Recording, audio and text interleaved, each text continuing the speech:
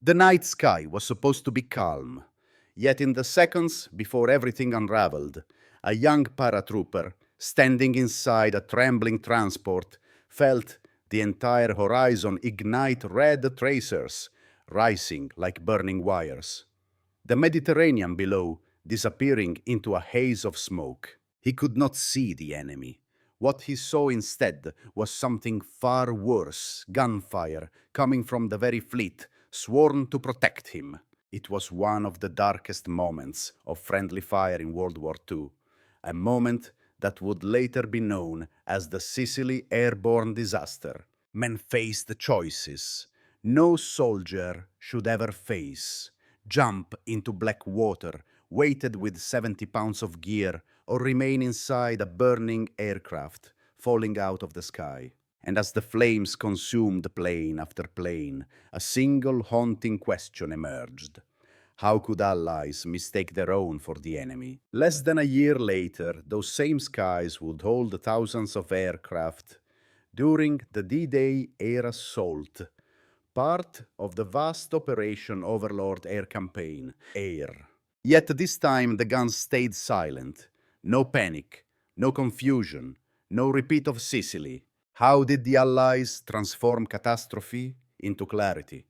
How did simple black and white invasion stripes become the difference between tragedy and survival? Stay with me. The answer begins on a night stained by fire. The story truly begins on July the 11th, 1943, when a long column of C-47 transports approached Sicily under cover of darkness. The mission had been rehearsed for weeks. The paratroopers of the 82nd Airborne sat tightly packed, weighed down with rifles, demolition kits, radios, and 70 pounds of gear. Their objectives were clear: secure key road junctions, protect the beachhead, and link up with infantry landing at dawn. On paper, nothing suggested catastrophe. Moments later, the night proved otherwise.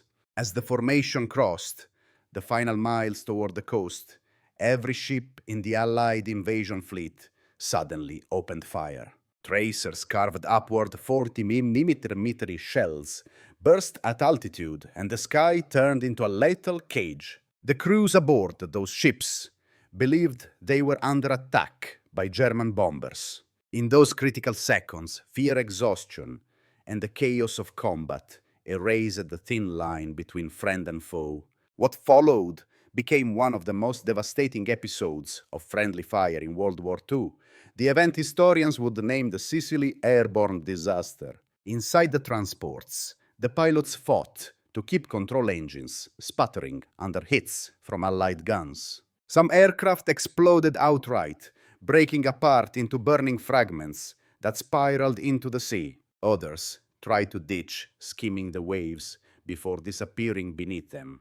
Paratroopers confronted impossible choices: leap into the water, almost certainly to drown, or stay aboard a crippled aircraft and die in the crash. Some who jumped over land faced something even more tragic: Allied gunners firing at their descending silhouettes, unable to identify the parachutes as American. By dawn, the scale of the disaster was undeniable. 23 C-47s destroyed, 37 more so heavily damaged they would never fly in combat again. 81 men killed and over 300 wounded.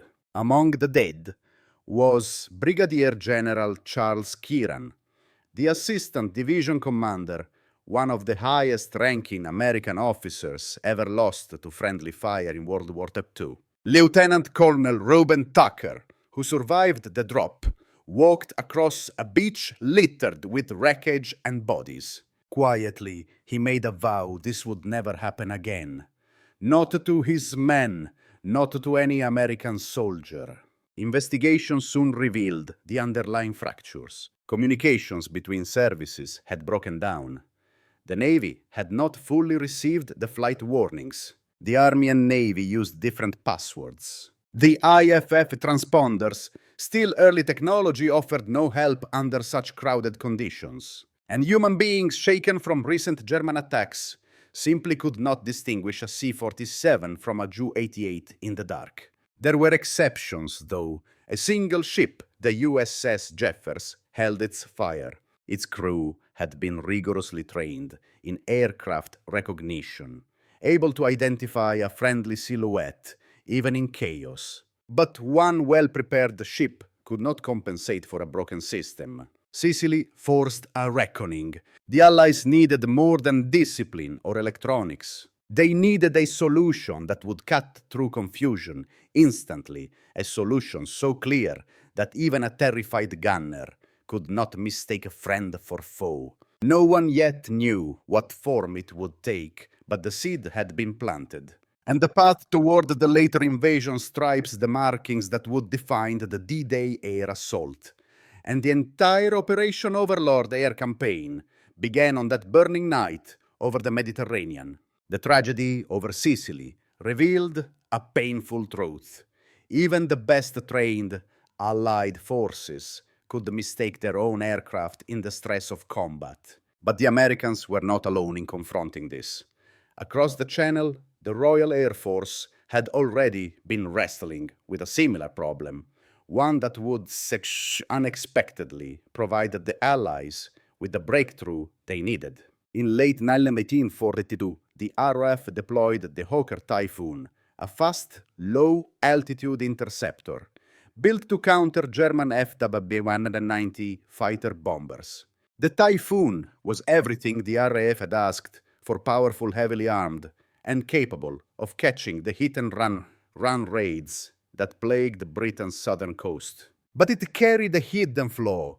From the ground, especially in poor visibility, its silhouette looked alarmingly similar to the FW-190. The chin radiator, the wing shape, the engine cowling. All details, carefully studied in training, became indistinguishable when a plane flashed overhead at 400 miles per hour. And so British anti-aircraft gunners, exhausted from constant alerts, began firing on their own planes. Pilots returning from missions over France suddenly found themselves dodging British shells. Some made it home limping on damaged wings, others did not. The RAF was witnessing its own form of friendly fire in World War II, a quieter but equally painful counterpart to the American losses in the Sicily airborne disaster. Commanders attempted several remedies. They repainted the Typhoon's nose white better, but not foolproof. Recognition training, intensified, helpful, but still limited by human reaction time. In a split second under stress, the mind defaults to threat. The misidentification problem persisted. Then, in December 1942, someone tried something radically simple. Technicians painted alternating black and white stripes beneath the Typhoon's wings. Not subtle marks, not narrow lines, thick bands stretching the full span. A pattern impossible to mistake for German markings. From the ground, the effect was immediate. Even weary gunners could spot the stripes in an instant. The friendly fire incidents dropped sharply. What the RAF proved was profound. In the seconds that decide life or death, simplicity can outperform technology. This lesson would soon collide with the greatest operational challenge the Allies had ever attempted.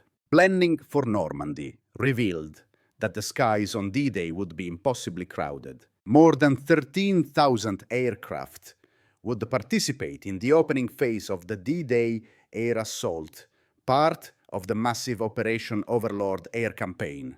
Fighters, medium bombers, light bombers, transports, and gliders would be stacked over the beaches in layers.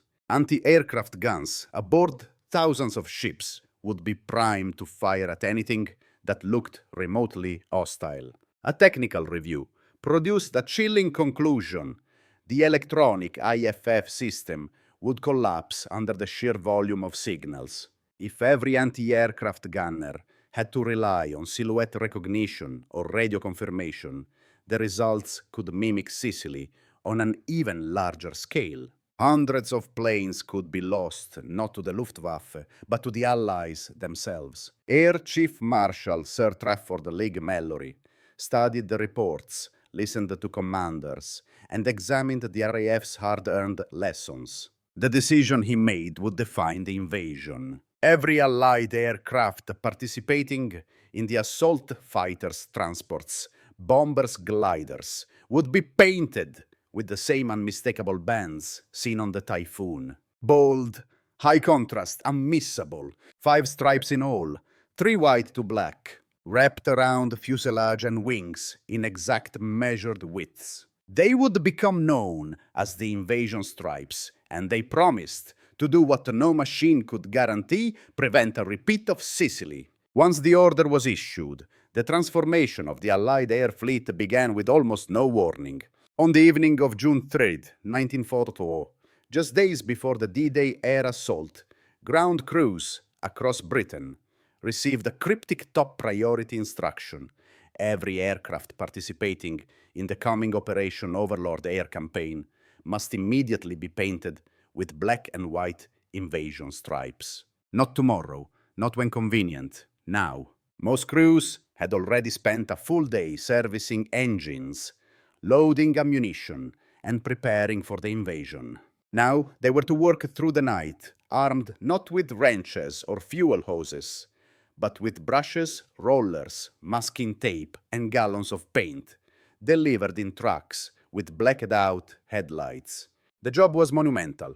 Each aircraft required precise striping wrapped around the fuselage and wings, 18 inches wide for single-engine fighters, 24 inches for twin-engine transports. The paint had to be thick enough to be visible at altitude, yet applied fast enough to cover thousands of planes in less than 48 hours. On airfields from Suffolk to Hampshire, floodlights flickered to life. Mechanics climbed the ladders, lay belly down across wings, measured with chalk lines, masked edges, and began coating aircraft in the stark pattern that would define D-Day.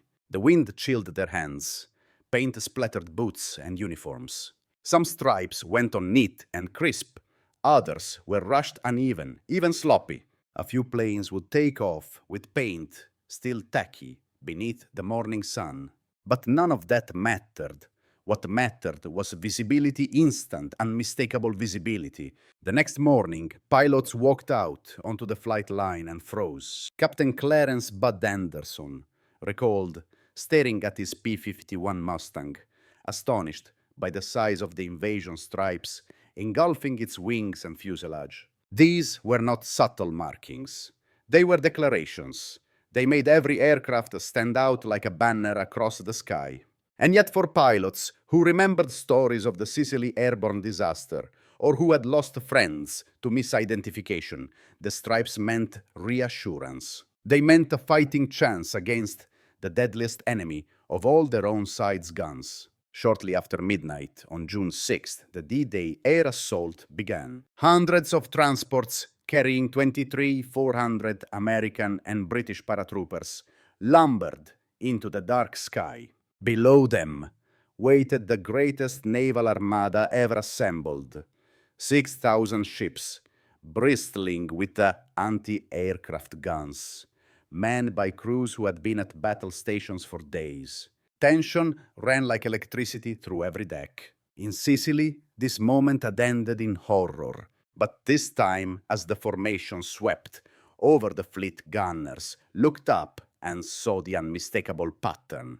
Black, white, black, white, black. Hold fire officers shouted, and for once every man listened. Unlike Sicily, not a single transport in the opening wave was shot down by Allied guns. The system had worked exactly as intended. At dawn, the skies over Utah, Omaha, Gold Juno, and Sword beaches filled with waves of fighters and bombers. The visual chaos of the Operation Overlord air campaign, thousands of planes stacked over a narrow front, never collapsed into the lethal confusion seen in earlier friendly fire in World War II incidents. The stripes did what electronics and training alone could not. They made misidentification nearly impossible.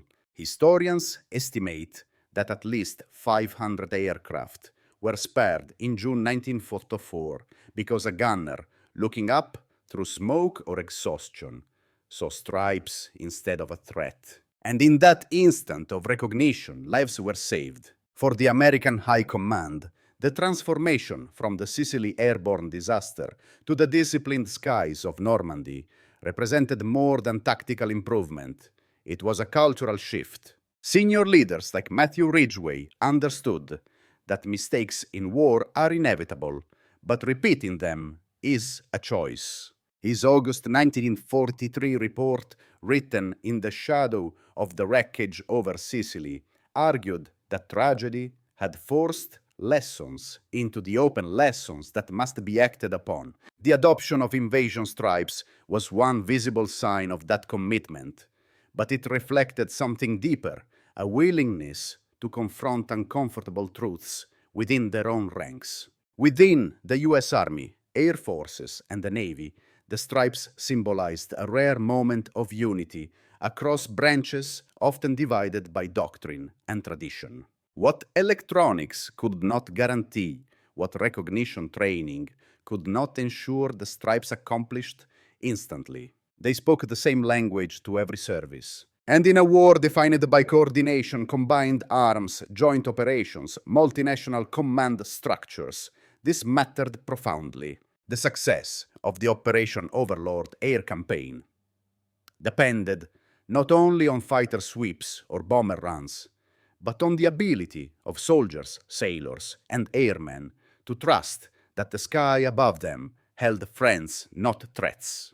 The global perspective, especially from Germany, revealed another dimension of their impact. Captured German officers described the psychological effect of seeing wave after wave of striped aircraft fill the sky. Even when the Luftwaffe attempted sorties, their presence felt symbolic rather than strategic. One officer later recalled watching the D-Day air assault and realizing that the sheer number of Allied aircraft, each marked with bold invasion stripes, signaled more than air supremacy. It signaled inevitability. The stripes were not merely identification markers. They were a visual proclamation that the Allies had mastered the air, the sea, the logistics, and the will required to win. For the Allies on the ground, those markings became emotional anchors. A soldier pinned down on Omaha Beach could glance upward, see the stripes, and know that friendly fighters were overhead. For pilots sweeping low across hedgerows, the stripes meant they could focus on their mission without the constant fear of Allied guns below. The psychological stability this provided was not a footnote. It was a force multiplier. In the end, the stripes embodied a critical wartime lesson. The cost of failure is paid in lives, but the value of learning is measured in lives saved. They were born from one of the worst episodes of friendly fire in World War II, yet they became a symbol of discipline, adaptation, and the Allied capacity to turn tragedy into strategy. When the last aircraft crossed the Normandy coastline on June 6th, the black and white bands wrapped around their wings were more than paint. They were a promise, one forged in the smoke and sorrow of the Sicily airborne disaster, where 81 Americans died, not at the hands of the enemy, but through one of the darkest moments of friendly fire in World War II. Lieutenant Colonel Reuben Tucker never wrote memoirs, but those who served with him remembered his silent vow on the shores of Sicily: never again. Never another night where the sky turned against its own. Less than a year later, the sky kept that promise. During the D-Day air assault, thousands of aircraft thundered across the channel under the banner of the invasion stripes. The pattern was crude. The paint was rushed. Some stripes were uneven, others still drying as wheels lifted from English airfields. Yet, when the fleet below looked up, there was clarity. When pilots dove through flak, there was trust. When paratroopers stepped into the night toward Normandy, there was no repeat of the terror that had defined 1943. The success of the Operation Overlord air campaign was not secured by one symbol alone, But the stripes captured something essential about Allied power, an ability to learn to adapt and to treat each life as worth protecting. They proved that not every solution in war needs to be complex. Sometimes the answer is a brushstroke made by exhausted mechanics working under lantern light. Sometimes it is the humility to admit that technology cannot replace human judgment. Sometimes it is the courage to face the consequences of earlier failures and to change course before history repeats itself. The legacy of the invasion stripes still lingers. Veterans who stood on the decks of destroyers recalled how those bands stayed visible even in the dark, a lifeline for their consciences as much as their guns. But pilots remembered the relief of knowing that friendly fire was no longer stalking them from below. And decades later, historians would calculate that hundreds of aircraft and the men inside them survived because a simple visual code cut through the chaos of war. So we are left with one final question. What lesson do we carry forward from those black and white markings? Are they merely relics of a past war or reminders of a principle we still struggle with today? That in any moment of crisis, the simplest safeguards can be the most vital. If this story resonated with you, consider joining us as we continue exploring the battles, decisions, and human moments that shaped history. And tell me, which lesson from this chapter of the war speaks the loudest to you?